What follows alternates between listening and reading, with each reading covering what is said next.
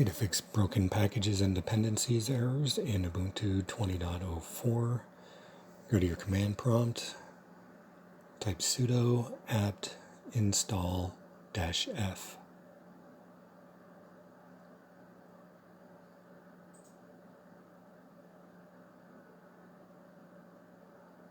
Then type sudo apt auto remove.